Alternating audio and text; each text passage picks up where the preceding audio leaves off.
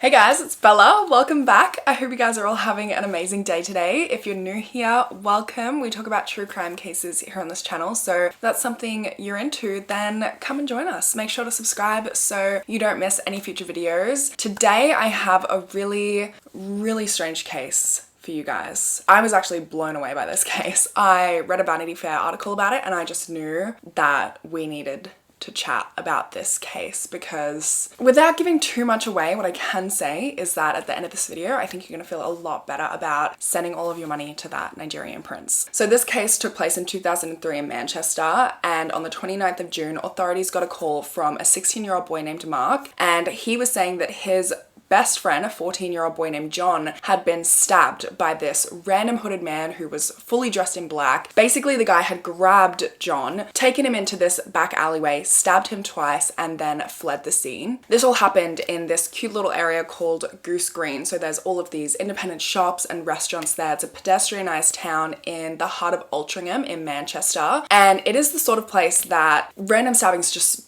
don't happen, you know what I mean? So it was huge news. It was all over the media. Everyone was searching for this attacker that stabbed this 14-year-old innocent boy for no reason. And then in their investigation, they found that there was actually a CCTV camera facing directly into the alleyway where the attack happened. And what they found on that security footage is something that you honestly could not even come up with in your wildest dreams. Even the judge on this case said, quote, "Skilled writers of fiction would struggle to conjure up a plot such as that which arises here." Before we do get into the case, I just quickly want to thank today's sponsor, Saily, which has honestly been the best thing because, as you guys might know, Kerry and I have been traveling a lot since being in London, just trying to make the most of being in this whole new environment and being close to so many new countries. Obviously, traveling comes with a lot of risks, things that you probably don't even think about on a regular basis. So it's always important to have access to the internet in case something does go wrong or you get lost or whatever the case may be. And that is where Saily comes in, because you can get an eSIM plan through them and you will be able to access the internet from wherever you are with little to no roaming costs, which those roaming costs hit hard. I have been hit by them before and it is rough. Saily is also really easy to use. You purchase a plan directly from their app or their website, you install the eSIM, you activate the plan, and then that's it. You can choose from over 150 countries, but you'll only have to install the eSIM once. So you don't need a new eSIM or anything for every different country you might go to. You don't have to worry about trying to get to a public Wi-Fi spot. You don't have to worry about getting scammed by fake SIM cards. You don't have to worry about going and waiting in those crazy SIM card lines. You guys see that when you land at the airport and there's like these insane lines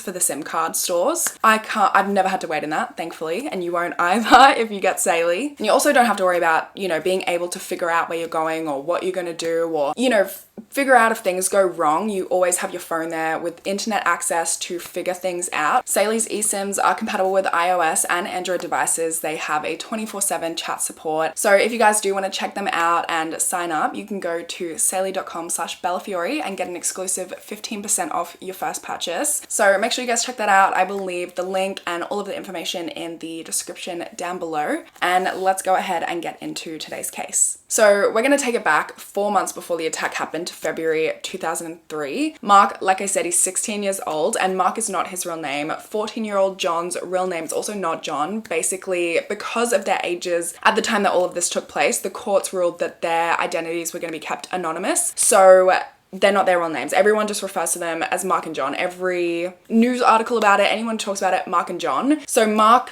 16 years old, lives in Stockport in Manchester, and he lives there with his family. His family is working class, they're a close family. Mark is considered to be a well-mannered, respectful teenage boy, and he's just, very normal teenage boy, very normal upbringing. I mean, what is normal really, but you know what I'm talking about. He played sport in school, he played mostly soccer, or I should say football, now that I'm here in the UK, because, and I'm doing a UK case, but the Brits are very touchy about if you call it soccer. And I've really had a hard time adjusting. But anyway, Mark, he didn't do that well in school. He just had passable grades, nothing really to write home about. But he was a good kid. He stayed out of trouble. He got along well with the teachers. The teachers all liked him. Other kids at school liked him. He had, good friends. got along with people well. And when he graduated, he wanted to go into business college. And the Vanity Fair article did him so dirty. Let me read you what they said about him. They said, quote, Mark, a bland-featured 16-year-old boy who possesses as his most striking traits a vast forehead, a tendency to open every sentence with and it would later be claimed an almost infinite store of credulity. Ouch. So his parents bought him a computer in 2002 to help with his schoolwork, and this is 2002. This is the time of MSN. MSN was popping off. There really wasn't any other social media at the time, so MSN was really that girl, you know? And do you guys remember Winks? Like, you could send those massive winks of like the woman who would roll on the ground laughing, or the dancing pig, or nudges. Nudges were the best but most annoying thing.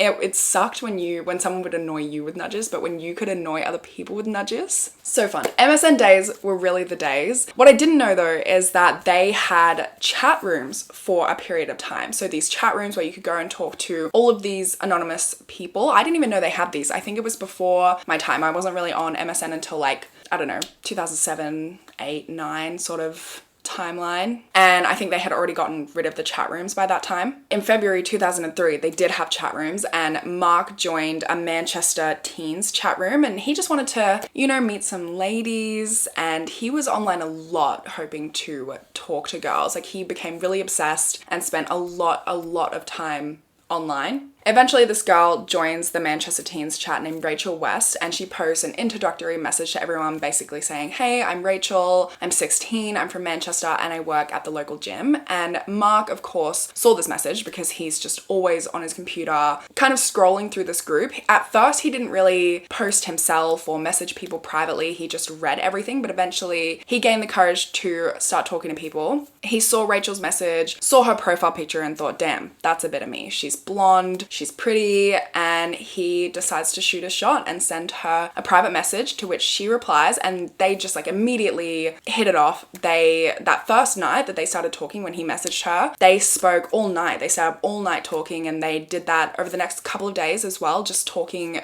constantly, flirting, the whole thing. And Mark couldn't even believe his luck that this girl was into him. A few days after they started talking, a new kid joins the Manchester teens chat, 14-year-old John, and Rachel introduces John as her stepbrother. They were a very well-off family. They lived in a very affluent suburb of Manchester, not too close to Mark, so they never would have run into each other or anything like that in real life. They didn't go to the same kind of school. Rachel and John lived in this nice 2-story house. They went to very affluent private grammar schools. John was described as a very gentle, very polite, well-mannered, but withdrawn kid. So he did really well in school. He got great grades. He was very well behaved, but he did have a hard time socially. He got bullied really badly. He got called all sorts of names. Racist slurs were shouted out to him. He was bullied for his perceived sexuality, and his home life was just as bad. When he was 4 years old, he found out that his mum's boyfriend, who he thought was his biological father, actually wasn't, and that his biological father had abandoned him when he was just a baby. So he had no idea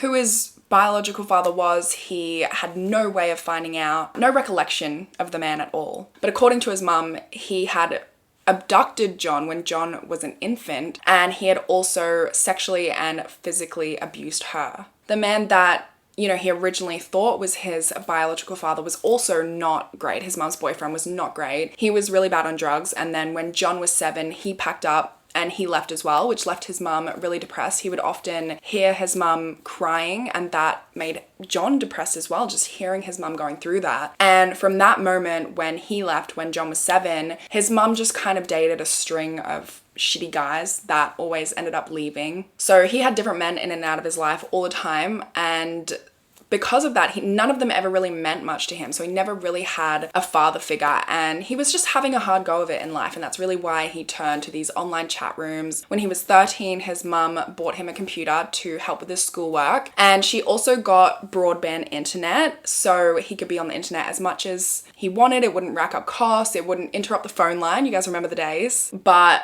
from that point, when he got the computer, he discovered online chat rooms, and he became really obsessive. He would skip meals, he would skip sleep, just so he could spend more time online talking to people, escaping his real life. So once his stepsister Rachel introduced him to Mark, they just got along immediately, like a house on fire. They were talking all the time. They had a lot of common interests. They both loved the movie Catch Me If You Can. They loved football. They loved girls. They loved talking about sex, you know, just like teenage boy kind of stuff. And they would jump on webcam and video chat and play video games together, talk about girls. They just became immediate best friends, which was amazing for Mark to get along with Rachel's brother so well, because he was like obsessed with Rachel. He even told John that he was falling in love with her. Eventually he gained the courage to tell Rachel that he loved her, and to his excitement, Rachel said it back, and you know, they became boyfriend girlfriend and things started getting really serious. They started sexting. Mark would get on webcam and would kind of pleasure himself on webcam in front of her, and she never put on her webcam though, because she had had a bad experience in the past, and so she didn't have a webcam anymore. So it was always one-sided webcamming, you know, tale as old as time. But they spent pretty much all of their time talking online, MSN, emailing, Mark webcamming, and they were also making plans to meet up in real life. But before they could meet in real life, on the 3rd of April 2003, a new kid joins the Manchester teens chat. His name is Kevin McGregor. He said that he was only going to write in pink because he was gay, he had a foot fetish, and he was also a self-proclaimed stalker. He posted in the chat and said, quote, "I'm a real stalker, I'm a proper stalker." At first, no one in the chat believed him. They just thought it was like some weird kid talking shit. But then he convinced everybody that he was actually a stalker by abducting Rachel. He emailed Mark to let him know that he had abducted Rachel and said that he was going to rape and murder her unless Mark got on webcam for him, showed him his feet, and masturbated for him. And Mark, of course, you know, he loves Rachel. He's obsessed with Rachel. So he has no choice but to go through with Kevin's demands to save Rachel. And Kevin is true to his word. And once Mark completes his things that he has to do, Kevin releases her. And Rachel messages Mark, and let me read their conversation for you. So Rachel says, quote, "You wanking on camera for them?" To which Mark replies, "What else can I do?" She says, "Oh my God, why is he making you wank?" Mark says, "'Cause he is gay." Rachel says, "You don't have to do anything for me." To which Mark says, "I do, Rachel. I love you." And Rachel says, "I love you too."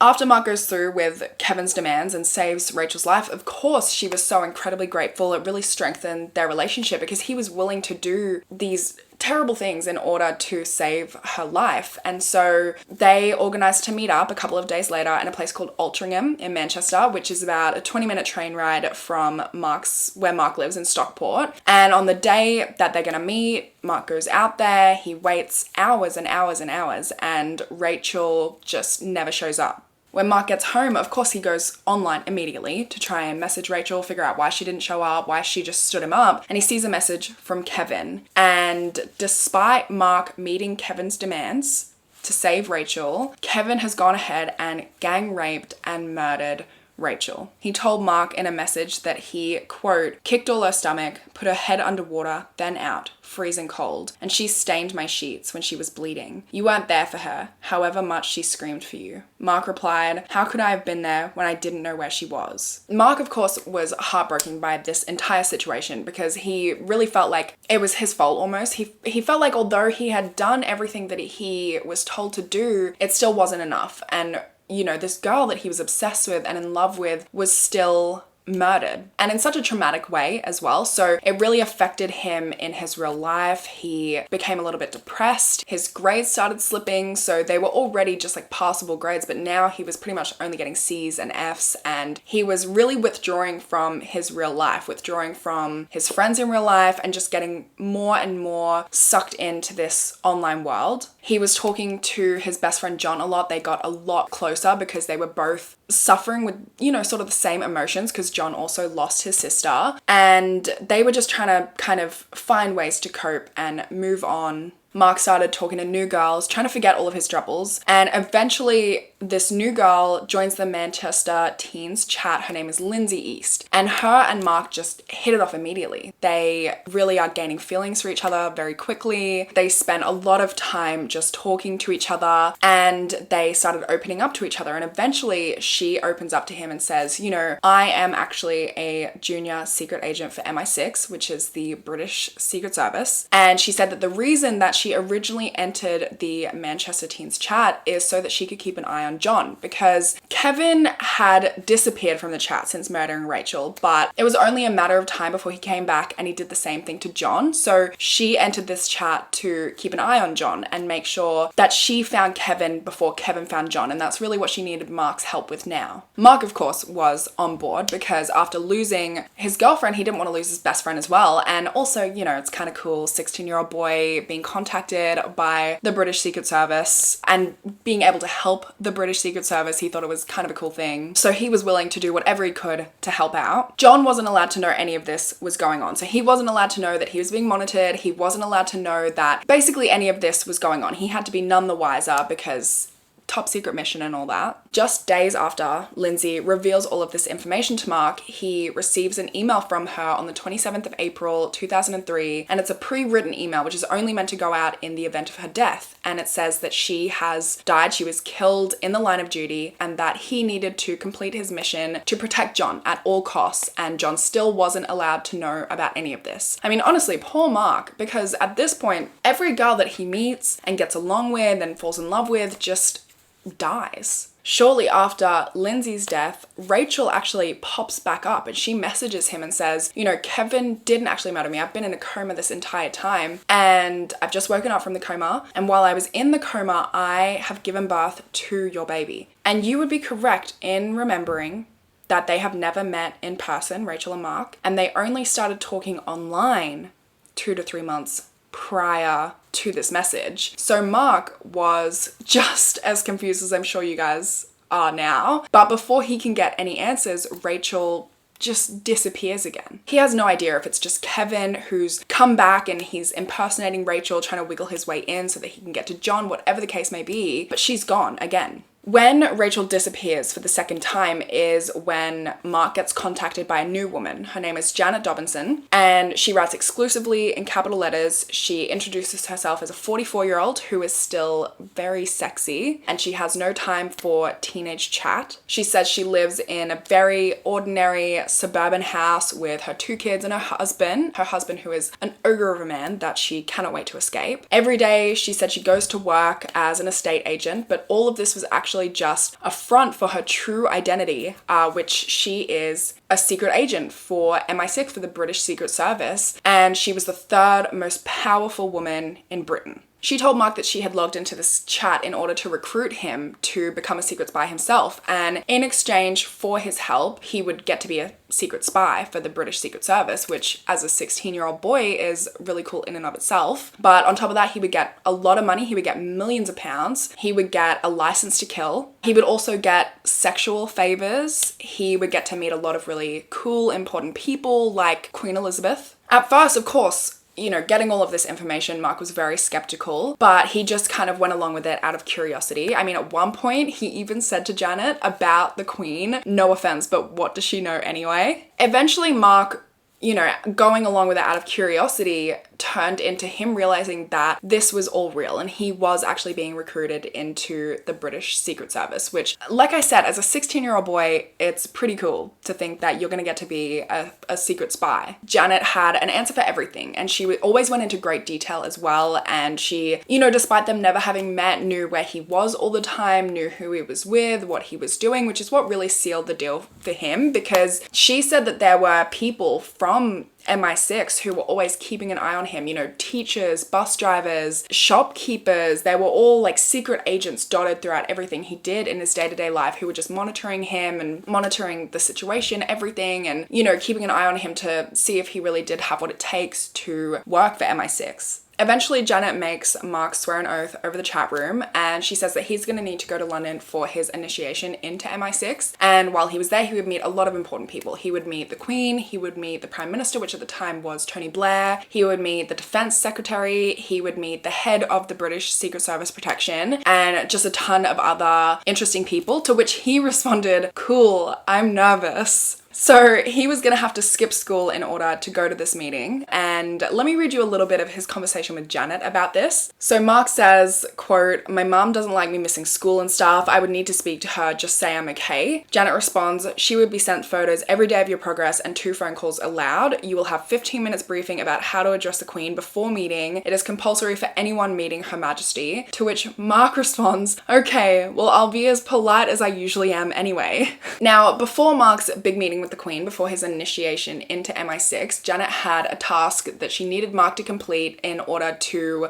prove that she could trust him, and it was a mission. And this mission was basically for him to act as a bodyguard for a guy named James Bell. And James Bell is one of the nation's most important people, and he had been the focus of Janet's operations for years at this point. He was worth billions of pounds to the British government. He was worth $568 billion pounds.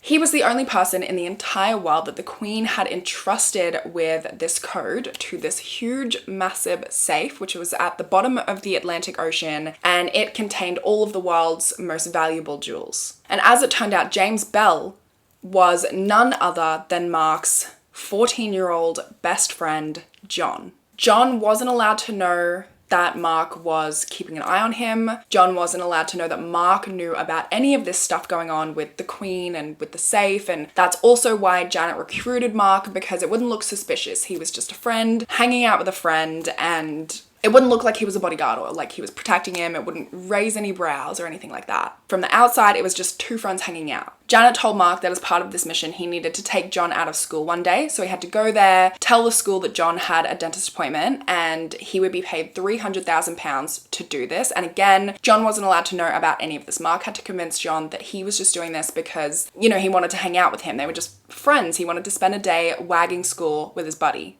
The day after Janet gave Mark the instructions, he went to John's school. He told them that John's mum had sent him to pick John up for his dental appointment, and they were allowed to leave, and they went shopping. They spent the day together, and then they went back to Mark's house in Stockport. The school did inform John's mum about this situation, and of course, immediately she freaks out because her son has never skipped school before, and now some random kid, she's never met Mark, some random kid has come and pulled her son out of school. So she's freaking out. She goes straight to John's computer to try and figure out where he is. And when she goes onto his computer, she sees all of his online chats. She sees he's been talking to Mark. She also sees that he's been talking to Janet Dobinson as well. And so she disconnects the internet and she takes John's computer and she puts it in her own room, because by this point it's just too much. From what she's seen online, it's all bad things. Ever since he's been online, he's never skipped school before. He's talking to all these random people online, and now he's skipped school with one of these random people from online. None of it's good stuff. So she takes the computer, puts it in her room, and then she goes to Mark's house in Stockport to find her son. And while she's there, of course, she wants to talk to Mark's parents as well, because from what she's seen on John's computer, from around the time that John and Mark started talking, Mark has been a really bad influence on her son. Since they started talking, his grades have dropped. He, as I said, he got really good grades, and now his grades have really just gone downhill. He's withdrawn even more in real life. He was already described as a loner, and now he doesn't even talk to anybody in real life. The few friends that he did have at school, he doesn't talk to them at all. Instead, when he is at school, he just sits and reads books about mental illness, and he's just been acting really, really strange. And she noticed it was from around the time that he started talking to Mark. And now he skipped school for the first time ever with this kid too. So she talks to Mark's parents. Mark's parents immediately go and check Mark's computer as well, and they find that he's also been talking to this Janet Dobinson woman. Both boys immediately banned from talking to Janet. They're also warned to be wary about talking to random strangers online, and they have their computers taken off them. They need to really take a step back from being online. But of course, they're kids. They're 16, they're 14, they're clearly very good friends at this point. John's mum invites Mark to come and sleep over at their place because, they're, like I said, they're friends, and John really didn't have a lot of friends in real life. So she invites Mark to have a sleepover at their house over the weekend. It wasn't long before both of the boys were able to get around their parents' restrictions and get back on their computers, back on the online chat rooms, talking to each other, and of course talking to agent Janet Dobinson again, who is now undercover as an air hostess rather than an estate agent. She told Mark that she had another urgent mission for him ahead of his sleepover with John, and this mission was handed down directly by the Prime Minister himself. It was a super, super important one. If he didn't complete this mission, then not only was her job on the line, but potentially her life was on the line as well. And she told Mark that, you know, he was still being surveilled by all of the MI6 agents that were out there keeping an eye on him. He had already earned £700,000 by this point working for her,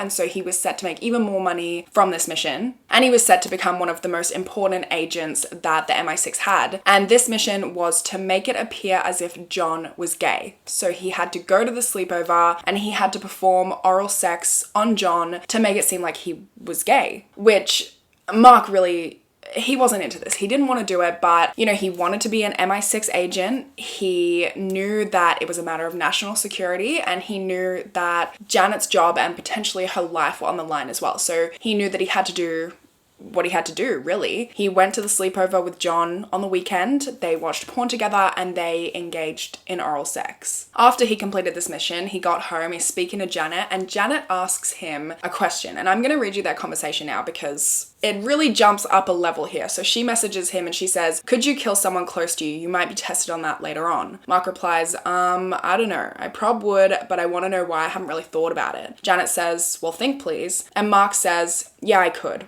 There's my answer. And what a relief for Janet and the whole of the British Secret Service that he said that, because they wanted him to kill John. As it turns out, John had a slow-growing brain tumor, and of course, like I mentioned, he was the only person that could walk through the door to that, you know, huge safe at the bottom of the Atlantic Ocean with all of the most valuable jewels. And who knows how a brain tumor is going to affect him and affect this information that he has. And it would also be a mercy to him, because otherwise it's just going to be a slow, agonizing death. Janet said to Mark, quote, "Only he can walk through the door. It will not allow anyone else." Mark says, "Not even the Queen?" To which Janet responds, "No." Mark says, "Ain't it murder when you kill someone?" And Janet responded, "Not in your case." Agent Janet Dobinson also said that for this mission, he would receive £80 million.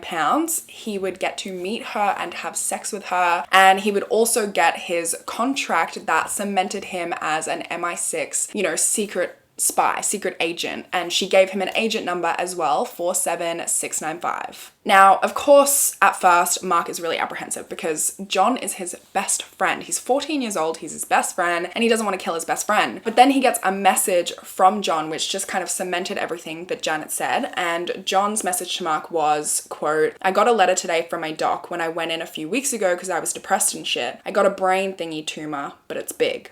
So with that, Mark knew what he had to do, and he also agreed that it would be a mercy to his friend not to let him suffer the agonizing death that he would suffer from a slow-growing brain tumor. I'll read you some messages from the 28th of June 2003, where Janet was basically coaching Mark on what to do and how he was going to have to kill John. Mark wrote, quote, "You want me to kill him? That's what you're asking me?" She just replied simply, "Yes." Mark said, quote, "And just leave him to die? What should I say to him? Stand there a minute while I stab you?" Janet said, "You love him?" To which Mark replied, "I love him, but this has to be done." Janet then said, "Take him to a quiet place. Buy a knife, glove." Mark said, "Where can you buy knives from, by the way?" Which Janet responded that he could get it from Boots, which is like a pharmacy, a chemist here, kind of like in Australia, a Chemist Warehouse or a CVS in America. She instructed Mark to take John to Traffic Center, which is like a shopping center, and to find a quiet place there to commit the murder and stab John. And she said that the last thing John needed to hear and feel as he died is that he was loved. So he needed to tell John that he loved him before he stabbed him. She said that after he drew his last breath, that he needed to wait a while after that to call the ambulance to make sure that he really was dead, and that once the ambulance came, they weren't able to save him. And then she also said that he needed to wait there until the ambulance arrived because she was going to show up as well undercover as a detective superintendent to make sure that he didn't get arrested. And then she also gave him an abort code, and this abort code was 6969. If at any point during the day he heard this code, he knew it was off and that he was not going to be able to murder John anymore, or they didn't need him to murder John anymore. The next day rolls around the 29th of June 2003, and this is the day that Mark needs to complete his mission and murder his best friend John. They meet at 11 a.m. at Traffic Shopping Center and they go shopping together. Mark actually gets John to help him pick out the knife that he would later stab him with. He chose a kitchen knife, and he said that his mum needed him to buy a kitchen knife for her. Little did John know that was going to be the weapon that was used to stab him later that day. They ended up hanging out for about 8 hours before Mark actually plucked up the courage to complete the mission. They had gone back to John's house, and then Mark realized, I need to do what I came here to do. So he takes him to the alleyway in Goose Green. They're there at about 7 p.m. This alleyway is situated behind a bunch of shops and restaurants and stuff in Goose Green, and they're hanging out in this alleyway for about 25 minutes before Mark turns to John, says, "I love you, bro," and then stabs him in the chest. John immediately crumples to the ground, and he obviously yells out. He's yelling in pain. He says, "Call an ambulance, I'm dying." And Mark says, "Please, shush, people are gonna hear you. Please be quiet." And John says, "You've killed me."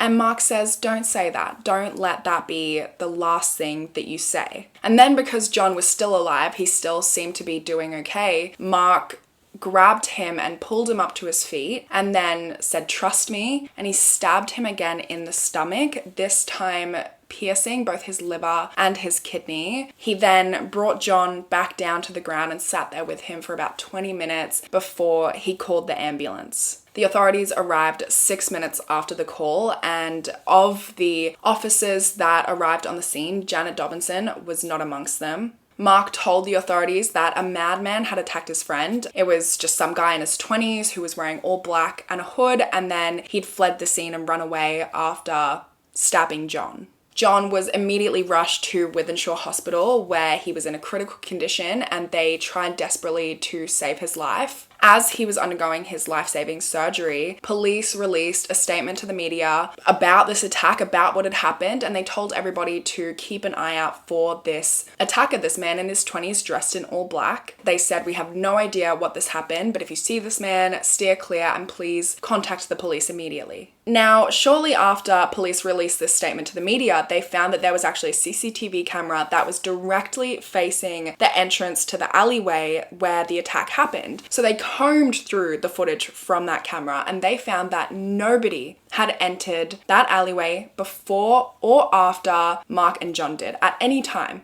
There was nobody in that alleyway but the two of them. No madman had run, grabbed, and dragged John down that alleyway, stabbed him, and fled. It didn't happen. And so with that, they knew that Mark was involved. And so at that point, 16-year-old Mark was placed under arrest for attempted murder. He denied having any involvement, and so he was placed in a juvenile detention center. John's surgery was a success, so he actually pulled through and he did live. He was transferred to the Pendlebury Children's Hospital in a critical but stable condition, and once he was awake and able to talk, the police went and questioned him, and he at first denied that Mark was responsible for his attack. But then once he was shown the CCTV footage, he admitted that yes, it was Mark that stabbed him. With this new information, the police went back and questioned Mark a second time, and this time he did admit to stabbing John, and he said that he did it because of the voices in his head. So he didn't admit that he was working for the British Secret Service. He didn't ask about Janet or his release. He didn't mention John's tumor, nothing. He still believed that he was acting on behalf of the British Secret Service. So he didn't want to tell the police about his mission and compromise the operation in any way. And he also didn't want to endanger himself because obviously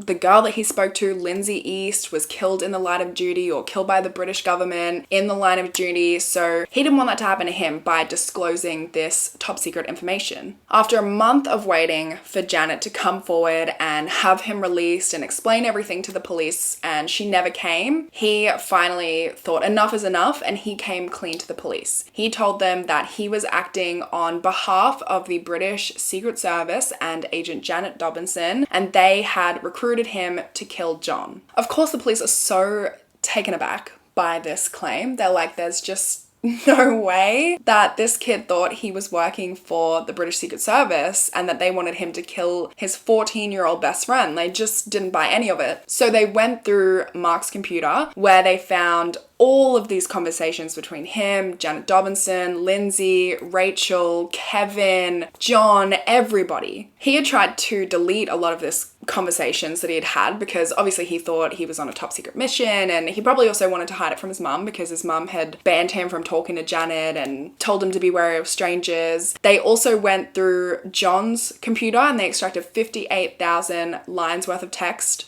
from the two boys' computers. And this was only a small extraction, a small percentage of all of the messages that were exchanged between these two boys and countless other accounts that they had been messaging. There was 133 gigabytes of data found on their two computers relating to this investigation. Within this data, they found a lot of intimate footage of Mark that he had sent to Rachel, Lindsay, and Janet. And so the immediate assumption of the police upon seeing this is that this was a pedophile who had made up all of these fake accounts to target teenagers online, and Mark and John were victims of a greater pedophile ring. They were able to narrow it down to 6 characters that were directly involved in this scenario, which included Kevin, Rachel, Lindsay, and Janet. Each character had their own unique style, their own unique way of writing and speaking, their own mannerisms. They were all very different, had very different stories, very different ways about them. But eventually they were able to figure out that all 6 of these people were the same person. It was the same person behind all of the characters and accounts, because they all misspelt the word maybe in the same way. They all misspelled it M-Y-B-Y-E. So whoever this person was that was behind all of these accounts was the person that incited John's murder. So the next step was to find out who this person was. In October of 2003, police went through John's computer and they actually found that somebody had logged in on his computer using Janet's username and password. So whoever was behind all of these accounts and behind inciting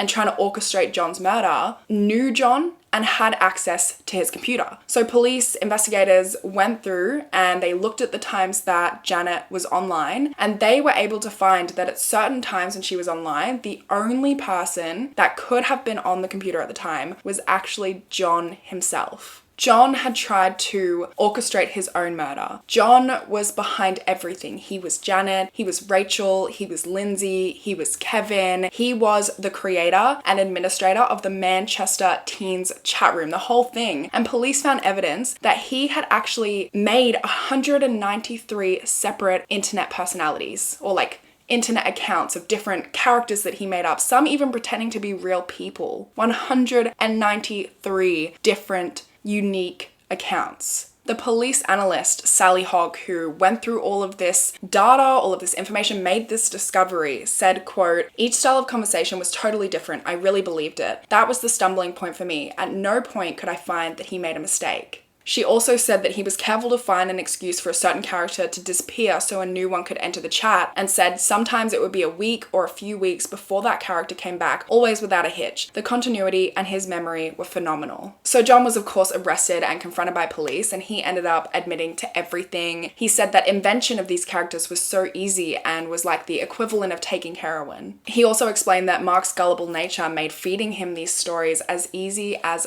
feeding a dog. He explained that ultimately this was a suicide mission, that he created Janet purely to end his own life because he was so depressed. He was being bullied so heavily at school and his home life really wasn't any better. Not only did he not have any friends, but he also felt like he didn't have any family. He didn't feel a part of the family, and he felt like he had nowhere to go except online. Because online he felt in control. He wielded all of this power in these fake characters in this fake community. In 2001, 2 years before the attempted murder, he said that his mum had met a new guy. He was a plumber, and he just felt so out of sorts with them, and he always felt like they were talking about him, to the point that he would go up to his mum's bedroom when his mum and the boyfriend were in there, and he would put his ear against the door to try and see what they were saying about him. He said he never really felt love in his life, so he tried to find love online, and he felt so incredibly unlovable that he felt the only way people would love him is if he catfished them into loving him. But that made him even more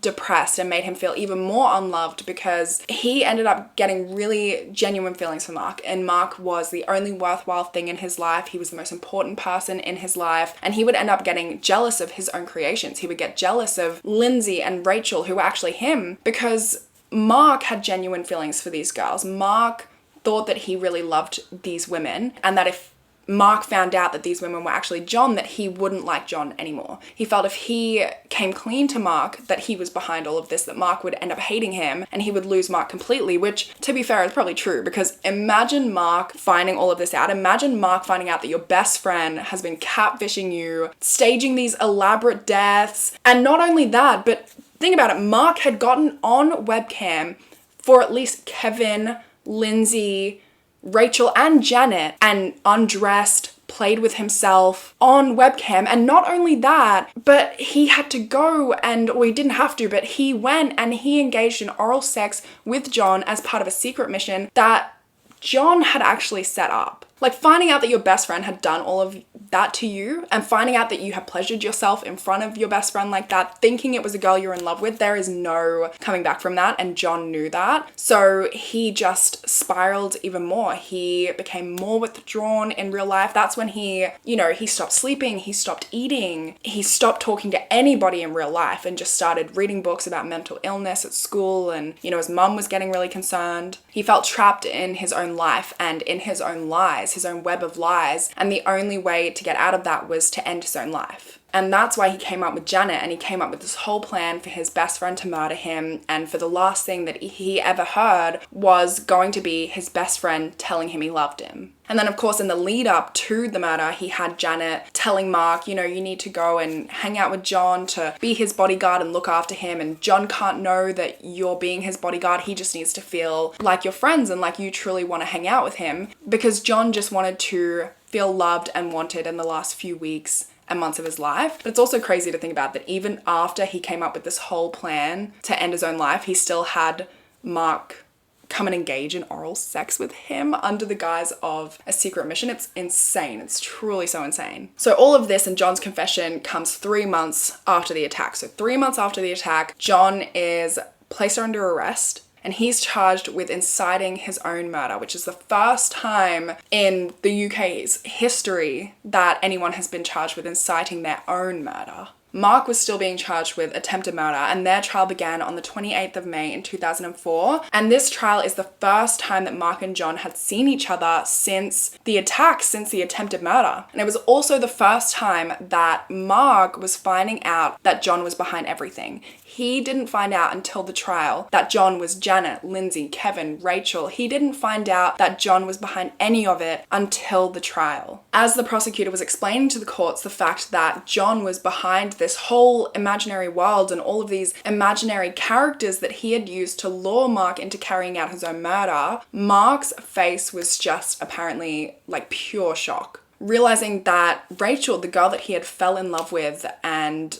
had been gang raped and murdered, was John. None of that really happened. Her attacker, Kevin, was John. His next love interest, Lindsay, was John. Janet, who he pleasured himself on camera for, just like he did for Kevin, Rachel, and Lindsay, he's just now realizing that all of that was for John.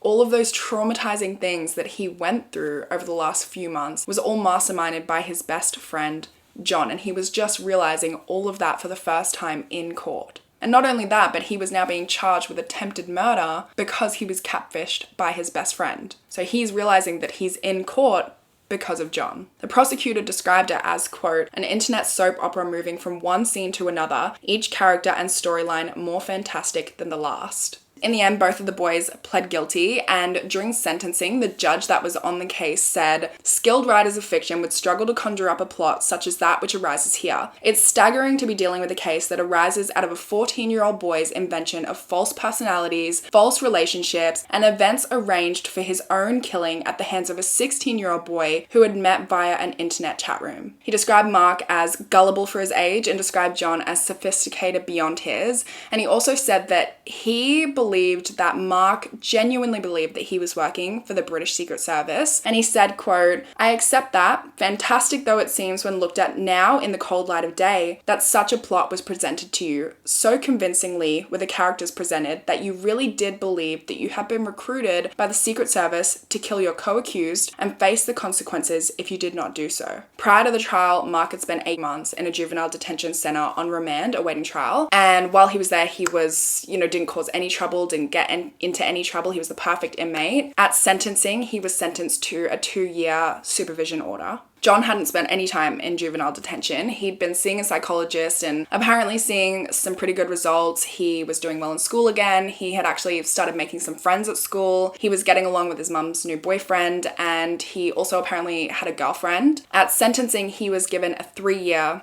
supervision order, and he was considered to be the more wicked and criminally culpable of the 2 boys. In another first, both boys were banned from using online chat rooms. They could only use the internet when supervised, and they were both banned from ever having contact with one another again. The media really went crazy on this case. I mean, for obvious reasons. I think this is genuinely one of the most insane cases I have ever done. Like, it's really hard to believe that it's real and this happened and this isn't just I think if I read this in a book, I would be so bored because I would be like, this is so stupid. There's no way any of this happened. I would just think it's so over exaggerated that I don't think I would be interested in reading it if it was a work of fiction. You know what I mean? Like, people, you couldn't even come up with this sort of thing. You really couldn't come up with this sort of thing. But yeah, the media went crazy with it because of that, until the court ordered that they weren't allowed to use their real names anymore because of their ages. No media outlet would be able to identify the boys anymore, and they had to use the pseudonyms Mark and John. Because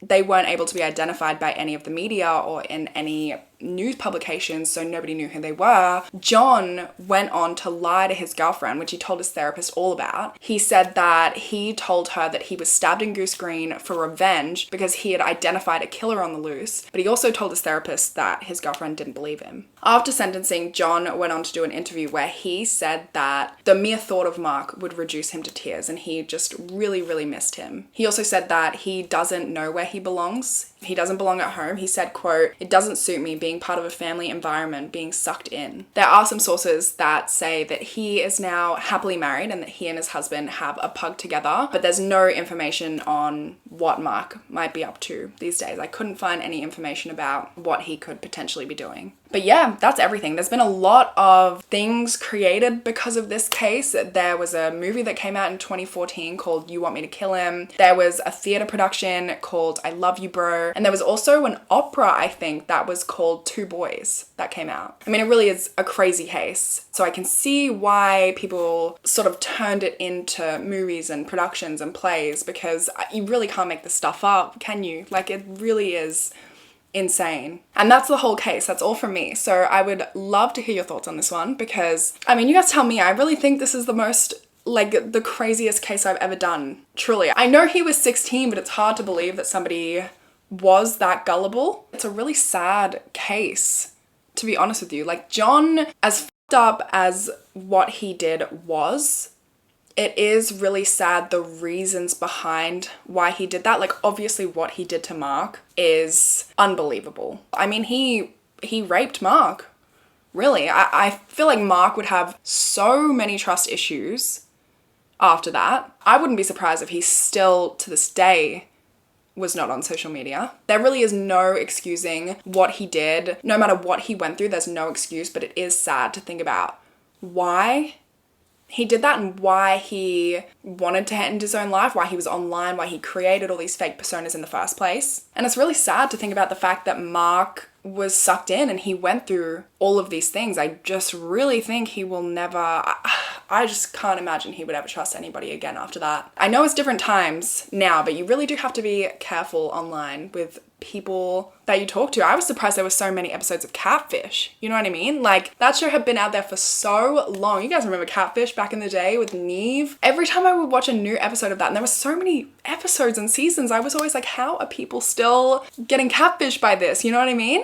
As a result, I don't know if it was a direct result of this case, but in 2003, when this case happened, MSN completely shut down all of its online chat rooms. That's why I never knew that MSN even had online chat rooms, because they were just like, there's no way for us to prevent these sort of things from happening. There's no way for us to prevent pedophiles from using this service because it's all completely anonymous. You can be whoever you want to be. But yeah, that's everything. That's all from this case. Let me know your thoughts. Be safe out there. Be safe on the internet, guys. But that's all from me. And hopefully I will see you in my next video. Bye, guys.